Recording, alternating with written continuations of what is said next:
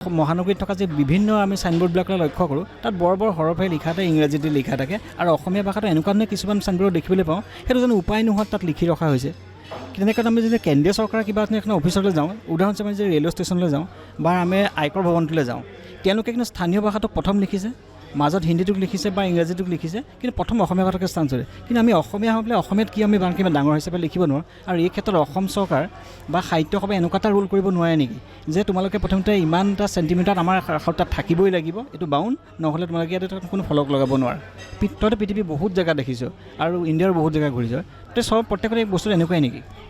নাই, চব জেগাত নিজৰ লোকেল লেংগুৱেজটো থাকে সদায়, সেইটো থাকিবই লাগে আচলতে। আৰু ইংলিছটো ৰাখে কাৰণ English is a lingua franca, চবেই বুজি পায়, চবেই ক'ব পাৰে, অলপ হ'লেও ক'ব পাৰে, ভুলকৈ হ'লেও ক'ব পাৰে। চ' ইংলিছটো বৰ জৰুৰী, ইংলিছটো থাকিব লাগিব আৰু আমাৰ ভাষাটো থাকিব লাগিব। সেইটো থকাটো একদম গুৰুত্বপূৰ্ণ কথা এটা, কাৰণ অসমত অসমীয়া ভাষাটো থাকিবই লাগিব প্ৰথম কথা। আৰু সাহিত্য সভাৰ কথা মই অকণমান ক'বলৈ দিগদাৰ, কাৰণ তেওঁলোকে এতিয়া সাহিত্য সভাটো যিটো ইংলিছত লিখে সেই বস্তুটোৱে ভুলকৈ লিখে। তেওঁলোকে এক্সটো ইউজ কৰে, এক্সটো কেতিয়াও ফনেটিকেলি যিকেইজনে কৰিছে তেওঁলোকে ইংলিছ নাজানে চাগে, মই ডাইৰেক্টলি ক'ম। কাৰণ এক্সেৰে যেতিয়া আৰম্ভ হয়, এক্সৰ প্ৰনাউন্সিয়েশ্যনটো সদায় জ হয়।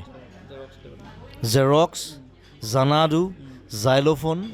গতিকে যদি মই এতিয়া অসম সাহিত্য সভাটো মই তেওঁলোকে যেনেকৈ ইংলিছত লিখে মই যদি কওঁ, সেইটো হৈ যাব অক্ষম সাহিত্য জবা। যদি বাহিৰৰ মানুহে যদি পঢ়ে অসম সাহিত্য সভা যদি ইংলিছত তেওঁলোকে যেনেকৈ লিখে সেইটো যদি পঢ়ে, তেতিয়া সেইটো হ'ব অক্ষম সাহিত্য জবা।